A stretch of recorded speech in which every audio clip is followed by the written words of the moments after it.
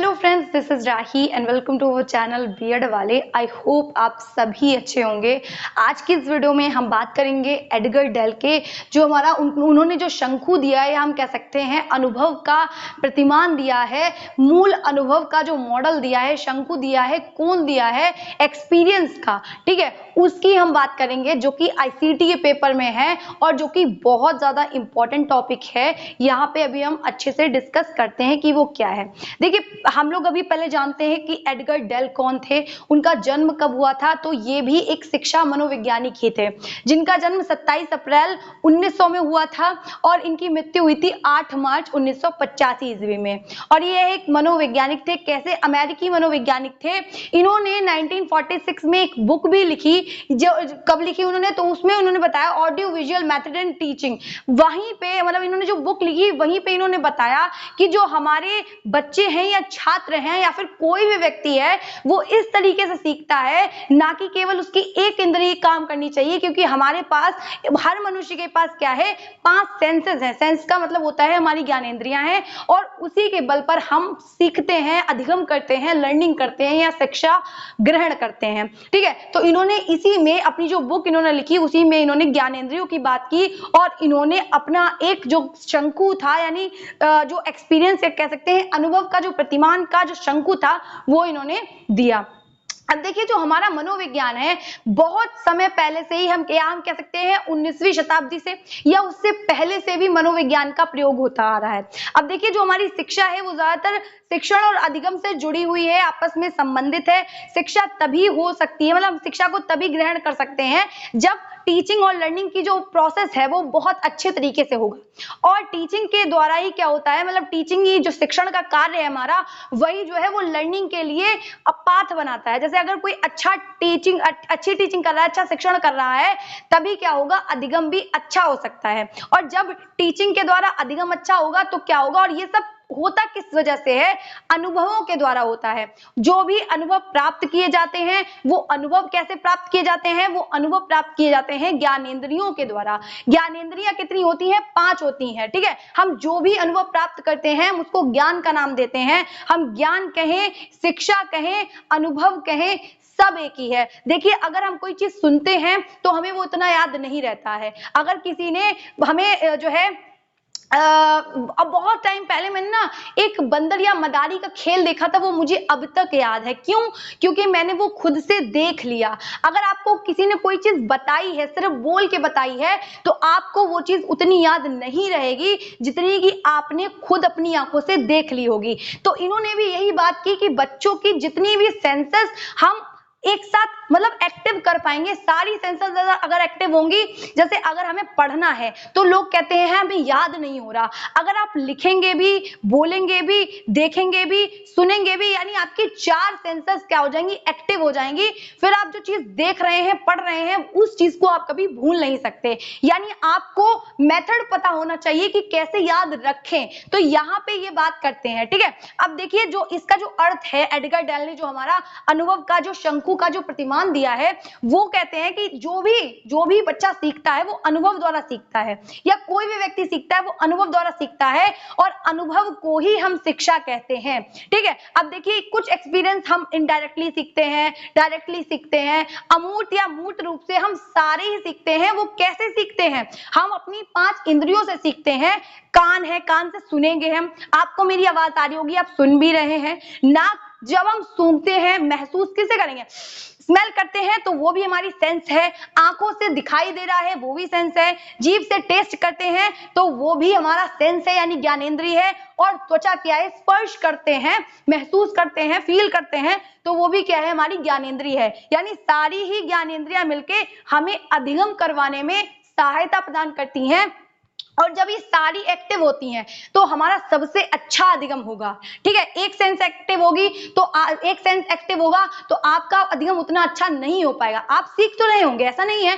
आप अभी इस वीडियो को देख रहे हैं, आप देख भी रहे हैं, आप सुन भी रहे हैं। अगर आप साथ साथ में लिखने भी बैठ जाएंगे, थोड़े खुद से नोट्स प्रिपेयर कर लेंगे, तो आपका और अच्छा पक्का हो जाएगा। आपको याद रहेगा कि हाँ, नोट्स में कुछ लिखा था, मैम ने ये बताया था, ठीक है। तो ये देखिए, आप क्या है, कुल मिला के इन सब का मिश्रण मिला के, इन सभी इंद्रियों को मिश्रित करके उन्होंने क्या दिया, एक कोन दिया। एडगर डेल, कहीं कहीं पे एजर डेल भी आपको मिल जाएगा। तो उन्होंने इन सबको मिश्रित करके क्या किया, एक कोन बना दी, यानी ऐसा एक चित्र बना दिया, एक ससा चित्र दे दिया, जिसको क्या कहा गया, एडगर डेल का एडगर डेल कोन कह दिया गया, या एडगर डेल हमारा अनुभव कोण कहा गया।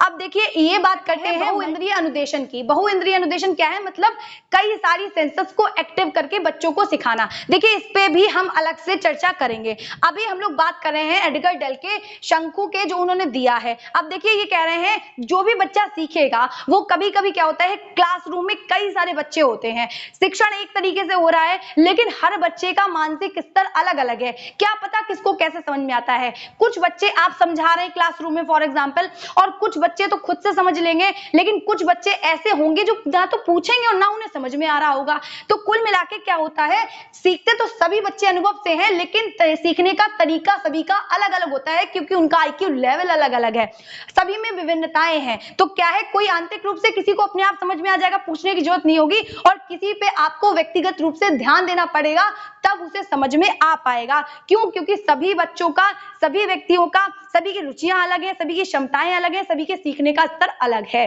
ठीक है, तो ये सारी चीजें हमने समझ ली हैं एडगर डेल के बारे में। अब हम लोग देखते हैं, इन्होंने एक अपना शंकु दिया है, यानी अपना एक पूरा सारणी दी है, हम कह सकते हैं हायरार्की दी है, वर्गीकरण किया है, कैसे वर्क करता है आइए देखते हैं। तो इन्होंने सबसे पहले बात की, ये देखिए ये मैंने एरो बना रखा है यहां से यहां तक का, यानी जैसे जैसे हम ऊपर जाएंगे वो चीजें अप्रत्यक्ष यानी इनडायरेक्टली होती जाएंगी, और जैसे जैसे हम नीचे उतरते जाएंगे वो चीजें प्रत्यक्ष होती जाएंगी। कुल मिला के बच्चा जो भी, जैसे जो हमारे जॉन डीवी हैं वो कहते हैं कि बच्चा लर्निंग बाय डूइंग से सीखता है, यानी करके सीखता है। करके जो भी आप सीख लेंगे, आपने जिस चीज को खुद से सीखा होगा, खुद से किया होगा, वो चीज आपको आसान लगने लगेगी। आपको कोई चीज कठिन लग रही है, उस चीज को या उस काम को आपने किया ही नहीं है। अब देखिए सबसे पहले लेवल पे इन्होंने रखा है वास्तविक प्रत्यक्ष अनुभव। इसमें क्या होगा, किसी भी जो भी बच्चे हैं वो क्या करते हैं कि जब क्लासरूम में बात करें या फिर हम किसी व्यक्ति की भी बात करते हैं, जब वो खुद से एक्सपीरियंस करता है, खुद से कामों को करता है, या किसी व्यक्ति को, किसी वस्तु को, किसी स्थान क्रिया को प्रत्यक्ष रूप से, मतलब डायरेक्टली खुद, अब आगरा घूमने गए हैं, अगर आपने किसी बच्चे को ताजमहल दिखा दिया, वो कभी जन्मों में नहीं भूलेगा। क्यों? क्योंकि उसने डायरेक्टली महसूस किया है, देखा है कि वो कैसा है, या उसकी इमारतों पे कौन कौन से कुरान के वो जो छपे हुए, उसने पास से चीजों को ऑब्जर्व किया है, अवलोकन निरीक्षण किया है उसका। तो यानी हमारा सबसे ज्यादा इफेक्टिव होता है जो उनका पहले स्तर का आता है, जो कि हम कहते हैं वास्तविक प्रत्यक्ष अनुभव। यानी हम कह सकते हैं जब बच्चा खुद से एक्सपीरियंस करेगा, खुद से डायरेक्टली उस चीज से क्या करेगा, अंतः क्रिया करेगा, खुद से देखेगा, चीजों को निरीक्षण करेगा, तब जाके क्या होगा हमारा। और इसका इफेक्ट 90% पड़ता है, क्योंकि इसमें हमारी सारी सेंसेस, चाहे वो देखना हो, चाहे सुनना हो, चाहे फील करना हो, सारी ही कर पा रहा है। भैया वो देख भी रहा है, चीजों को इधर उधर महसूस कर पा रहा है, तो क्या है, वो सबसे अच्छा सीख रहा है, वो कभी भी नहीं भूलेगा, मतलब ज्यादातर उसकी स्मृति में वो चीज फिक्स हो जाएगी, यानी 90% इस चीज का प्रभाव पड़ता है।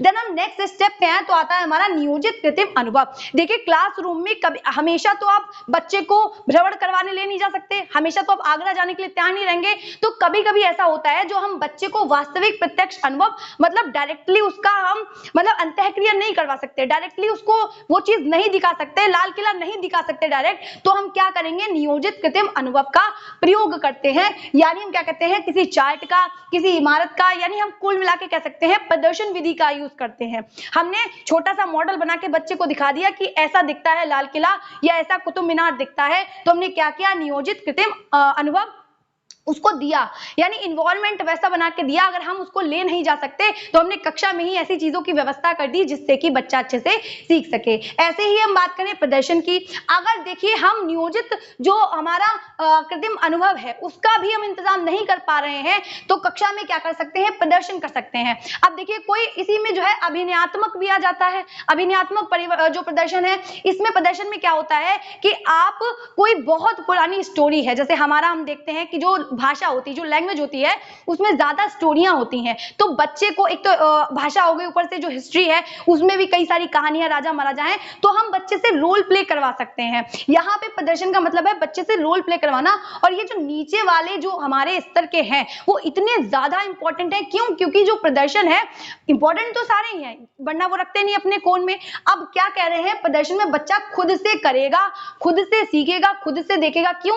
जब बच्चे को खुद से पेड़ बनना पड़ा या बच्चे ने उन कुप्रथाओं को झेला, क्योंकि कहते हैं विद्यालय ही समाज का एक छोटा रूप है, जब उसने उन चीजों को फेस किया, खुद से जाना किया, मतलब ऐसा भी होता है क्योंकि इमोशंस तो उसके अंदर भी है, तो वो वहां पे कर जरूर रहा है, लेकिन उसे समझ में आ रही हैं चीजें। तो यानी अभिनय द्वारा, नाटक द्वारा जो पुरानी चीजें हैं, जो पुरानी कहानियां हैं, उनसे उन्हें अच्छी तरीके से अवगत करवाया जा सकता है और वो उनके माइंड में, स्मृति में रहेंगी भी। अब देखिए, प्रदर्शन में ही हमारे जो विज्ञान है उसके कई सारे प्रयोग आ जाते हैं, है ना।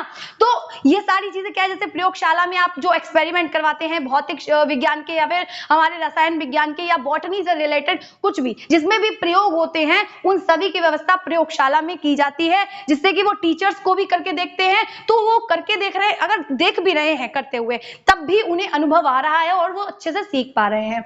उसके ऊपर बढ़ते हैं तो आता है हमारा, देखिए जो हमारा प्रदर्शन का जो प्रभाव है, जो शैक्षिक भ्रमण का प्रभाव है, उसका 70% असर पड़ता है, क्योंकि अब इसमें हमारी आधी इंद्रिया, क्योंकि बच्चा खुद से तो करके सीख नहीं रहा, तो क्या हुआ, वो देख रहा है, सुन रहा है टीचर को, तो क्या है 70% क्या हो रहा है, उसके ऊपर इफेक्ट हो रहा है, यानी उसका मानसिक स्तर में स्थिरता आ रही है, समझ पा रहा है, यानी स्टेबल हो पा रहा है, जो वो ज्ञान अर्जित कर रहा है।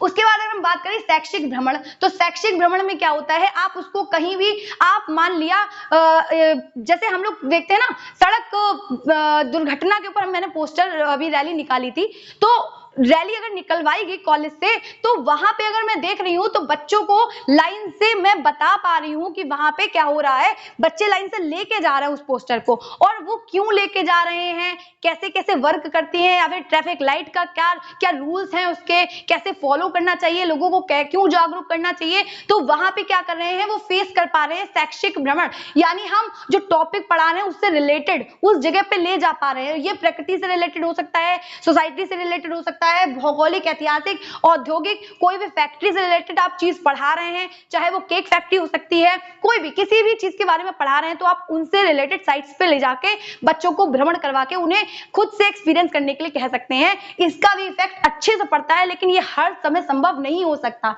तो आप क्या करेंगे, आप कक्षा में ही देखिए, आप एग्जीबिशन लगवा सकते हैं, एग्जीबिशन के थ्रू भी क्या हो सकता है, बच्चों को अच्छे से बता सकते हैं, उनकी जो सेंसेस है उनको एक्टिव कर सकते हैं, उनका जो ज्ञान है, जो नॉलेज है, उसको माइंड में स्टेबल कर सकते हैं। तो आप क्या करेंगे, एक प्रदर्शन लगवा, मतलब जो नहीं एग्जीबिशन होते हैं कॉलेजेस में, तो वो इसीलिए भी होते हैं, ठीक है। और दूसरा आप ये कर सकते हैं कि विद्यालय में ही एक ऐसा रूम बनवा दिया जाए, जैसे कि लाइब्रेरी होती है, तो ऐसा एक रूम होना चाहिए जिसमें प्रदर्शनियां लगी रहें, ठीक है, जैसे उसमें कुछ ऐसी चीजें रखी रहें जिससे कि बच्चे आराम से कभी कभार वहां जाके उसका निरीक्षण करके आराम से देख सके और उसकी जानकारी ले सके। अब देखिए आता है, हमारे आते हैं चलचित्र, तो जो हमारे चलचित्र हैं उनका जो इफेक्ट है वो 50% पड़ता है लगभग, और ऐसे ही अचल चित्रों का, उसमें क्या आ जाता है, हमारी मूवी आ जाती है, या फिर हमारे वीडियोस आ जाते हैं, या दूरदर्शन, हमारी जो टेलीविजन है वो आ जाता है। चलचित्र का मतलब है जो मूवीज है, जो सिनेमा है, हम बच्चों को सुनाई भी दे रहा है, दिखाई भी दे रहा है ना, टीवी में बच्चे आराम से देख सकते हैं, तो उनको ही हम चलचित्र कहते हैं, उनके माध्यम से भी हम बच्चों को सिखाते हैं, उनकी इंद्रियों को एक्टिव करते हैं। ऐसे ही अचल चित्र की बात करें, जो चलते नहीं है, यानी जो ब्लैक बोर्ड है हमारा, वो भी काय में आ जाएगा, अचल में आ जाएगा। कई सारे चित्र हैं, जैसे हम ज्योग्राफी में कई सारे वो जो मैप्स होते हैं उनका यूज करते हैं, मैथ में हम कई सारे ग्राफ्स का यूज करते हैं, कई सारी आकृतियां हो सकती हैं, या फिर कार्टून बना हुआ हो सकता है, तो वो सारे काय में आते हैं, अचल में आते हैं, और इनका प्रभाव उतना नहीं होता है। क्यों? क्योंकि ये केवल दिखाई दे रहे हैं। अगर दिखाई देने के साथ साथ हम बच्चों को एक्सप्लेनेशन देंगे तो वो और ज्यादा इफेक्टिव होगा। देखिए, समझ पा रहे हैं ना आप, धीरे धीरे धीरे धीरे कम होता जा रहा है, यानी अप्रत्यक्षता आती जा रही है। नीचे उतरेंगे तो प्रत्यक्षता आएगी, यानी डायरेक्टली सीखने की बात हो रही है। ऊपर क्या है, इनडायरेक्टली सीखते जा रहे हैं। अब देखिए कह रहे हैं अचल चित्र, तो अचल चित्र में जिसमें केवल दिखाया जाएगा, किसी चार्ट में कोई चीज बनी हुई है, आपने बच्चों को दिखाया, तो वो अचल में आएगा। उसमें क्या है, केवल एक ही तो इंद्रिय एक्टिव है, क्योंकि बच्चा सिर्फ देख पा रहा है, उसके बाद बात करें रेडियो दृश्यात्मक प्रतीक और रेडियो प्रसारण का जो इफेक्ट होता है वो 20% होता है। क्यों? क्योंकि इसमें केवल हमारी एक इंद्री काम कर रही है, क्योंकि हम दृश्यात्मक में सिर्फ देख पा रहे हैं, रेडियो में भी हम केवल सुन पा रहे हैं। और शाब्दिक प्रतीक में आपने देखा होगा कि जो टीचर्स आके केवल कोई बच्चे ने रिस्पॉन्स नहीं किया, कोई भी शिक्षण सहायक सामग्री का प्रयोग नहीं किया, केवल व्याख्या करके एक्सप्लेनेशन देके चले गए। लेकिन यहाँ पे उन्होंने इसलिए रख रखा है शाब्दिक प्रतीक को, क्योंकि इसमें कम समय में ज्यादा हम इंफॉर्मेशन बच्चे तक पहुंचा सकते हैं। क्यों? अगर डेली, क्योंकि खर्चा भी है ना, देखिए ये प्रमोट कर रहे हैं टीएलएम को, यानी शिक्षण सहायक सामग्री का ये ज्यादातर समर्थन करते हैं और ये कहते हैं कि उससे बच्चों में जो चिंतन की जो प्रक्रिया है वो भी उत्पन्न होगी और बच्चे में स्मृति का जो स्तर है वो भी बढ़ेगा और जो वो भी ज्ञान प्राप्त करेगा वो ज्यादा दिन तक अपने मन में या फिर मस्तिष्क में रख सकता है। लेकिन शाब्दिक प्रतीक को इन्होंने इसीलिए, देखिए 10% इसका प्रभाव पड़ेगा बच्चे पे, कुछ कुछ समझ में आएगा, कुछ कुछ भूल जाएगा वो, लेकिन इन्होंने इसलिए रख रखा है यहाँ पे शाब्दिक प्रतीक को क्योंकि ये कहते हैं कि हम कम समय में ज्यादा चीजें बच्चों को एक्सप्लेन कर सकते हैं, ज्यादा चीजें बता सकते हैं। लेकिन ये भी कहते हैं कि कक्षा में ज्यादा हमें इस चीज का जो व्याख्यान विधि है हम उसका प्रयोग करते हैं और अच्छा भी माना जाता है व्याख्यान विधि को, क्योंकि हमने कम टाइम में ज्यादा बता दिया। लेकिन ये कहते हैं कि ज्यादातर इसका यूज नहीं करना है, मतलब हम एक निश्चित मात्रा में इसका यूज कर सकते हैं। कहते नहीं अति का भला ना, वो एक होती ना कोटेशन, तो किसी भी चीज की अति अच्छी नहीं है, यानी व्याख्यान विधि को एक निश्चित मात्रा में हमें प्रयोग करना है। तो कुल मिला के ये सेंसस की बात करते हैं और कहते हैं कि जितनी ज्यादा बच्चे की सेंसस एक्टिव होंगी यानी इंद्रियां एक्टिव होंगी उतना अच्छा वो सीखेगा। यहाँ पे क्या हुआ, प्रत्यक्ष प्राप्त किया उसने अनुभव, नियोजित कृत्य में क्या है, जब वास्तविक नहीं मिल पाए तो वही चीजें नियोजित कर दी गई, फिर नियोजित भी नहीं हुई तो हम प्रदर्शन द्वारा बता रहे हैं, बच्चा खुद से करके सीख रहा है। यहाँ पे भी क्यों, यहाँ पे अभिनय कर रहा है, खुद से प्रयोग करके सीख रहा है। उसके बाद शैक्षिक भ्रमण, किसी भी टॉपिक से रिलेटेड हम उसको शैक्षिक भ्रमण, सांस्कृतिक कह सकते हैं, सामाजिक कह सकते हैं, औद्योगिक कह सकते हैं, सारे भ्रमण करवा सकते हैं। लेकिन ये भी हर वक्त कक्षा में पॉसिबल नहीं होता है, तो हम प्रदर्शित सामग्री के द्वारा काम चला सकते हैं। कोई भी हो सकता है, जैसे कि हम संग्रहालय हम लोग देखते हैं ना कि गांधी जी का चश्मा रखा हुआ है या फिर उनकी खड़ग रखी, तलवार रखी है, लेकिन उसका भी भ्रमण हम नहीं कर सकते हैं। तो हम क्लासरूम में ही क्या करते हैं, छोटे छोटे एग्जीबिशन करवाए जाते हैं टीचर्स के द्वारा, बच्चे निर्मित करके लाते हैं, तो उनको थोड़ा सा उनकी जो मेंटल प्रोसेस है वो थोड़ी सी अच्छी। चलचित्र की बात करें, जो मूवी है, जो सिनेमा है, जो वीडियोस है, उनको रखा गया है। अचल में चार्ट पेपर को, ग्राफ्स को, कार्टून्स को, कई सारी चीजों का रखा गया। रेडियो प्रसारण में हम कह सकते हैं जिसमें केवल सुनने वाली चीजें होती हैं, जो हम बात करते हैं, टेप रिकॉर्डर होता है, रेडियो होता है, और भी कई सारी चीजें इसके अंतर्गत आती हैं। दृश्यात्मक में जो दिखाई देती है, केवल दिखाई देती है, इसमें भी चार्ट पेपर, ग्राफ वगैरह आते हैं। उसके बाद शाब्दिक आता है, इसमें केवल टीचर बोल के बताता है, जो कि बहुत ज्यादा कम इफेक्टिव होता है। सबसे ज्यादा इफेक्टिव नीचे वाला है, सबसे ज्यादा कम इफेक्टिव ऊपर वाला है। तो ये इनका था अनुभव का प्रतिमान शंकु। तो ये एक इंपॉर्टेंट टॉपिक है। अगली वीडियो में हम इसी से रिलेटेड इसके जो उपयोग हैं, इसकी जो भी विशेषताएं हैं, उनको डिस्कस करेंगे। अगर आपको ये वीडियो अच्छी लगी हो तो वीडियो को लाइक कीजिएगा, चैनल को सब्सक्राइब कीजिएगा। इसी तरीके की वीडियोस के लिए मिलते हैं नेक्स्ट वीडियो में, तब तक के लिए जय हिंद।